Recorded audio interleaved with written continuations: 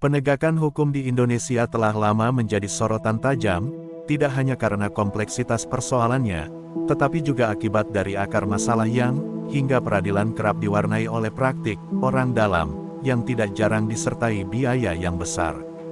Hal ini, meskipun sudah menjadi rahasia umum, menciptakan konsekuensi psikologis yang mendalam bagi individu-individu yang terlibat. Sebagai hasilnya, banyak dari mereka yang masuk ke institusi tersebut tanpa membawa semangat nasionalisme atau jiwa pengabdian yang seharusnya, melainkan dorongan untuk mengembalikan modal yang telah mereka keluarkan.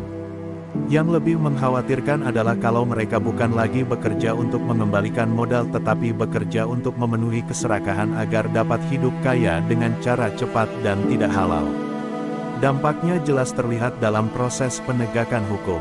Misalnya, dalam kasus pidana, meskipun terdapat penyidik kepolisian yang jujur dan profesional dalam menangani suatu perkara, keadilan seringkali terhenti jika pihak kejaksaan tidak memiliki integritas yang sama. Bahkan jika kejaksaan bersikap jujur dan objektif, bila hakim di pengadilan tidak kompeten atau memiliki konflik kepentingan, putusan yang adil tetap sulit dicapai. Sebaliknya, ketika jaksa dan hakim telah menunjukkan kompetensi dan kejujuran, tetapi proses awal di kepolisian tidak dijalankan dengan integritas, misalnya, alat bukti yang dikumpulkan tidak memadai atau direkayasa, kejaksaan pun akan kesulitan menyusun dakwaan yang kuat, sehingga keadilan kembali tergadaikan. Fenomena ini menciptakan lingkaran setan yang terus berulang dalam sistem peradilan di Indonesia. Tanpa adanya pembenahan menyeluruh, mulai dari proses rekrutmen hingga mekanisme pengawasan yang benar-benar ditegakkan, maka jangan heran kasus vonis ringan korupsi 300 triliun akan terus terjadi dan rekayasa kasus tidak akan terhenti. Perhatikan firman Allah berikut ini.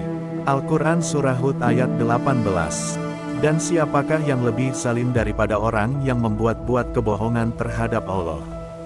Mereka itu akan dihadapkan kepada Tuhan mereka, dan para saksi akan berkata, mereka inilah orang-orang yang telah berdusta terhadap Tuhan mereka. Ketahuilah, laknat Allah ditimpakan kepada orang-orang yang zalim. Al-Quran Surah Al-Ankabut 40. Maka masing-masing mereka itu kami siksa karena dosa-dosanya. Di antara mereka ada yang kami timpakan kepadanya hujan batu kerikil, dan di antara mereka ada yang ditimpa suara keras yang mengguntur, dan di antara mereka ada yang kami benamkan ke dalam bumi, dan di antara mereka ada yang kami tenggelamkan. Allah tidaklah berbuat zalim kepada mereka, tetapi merekalah yang berbuat zalim kepada diri mereka sendiri.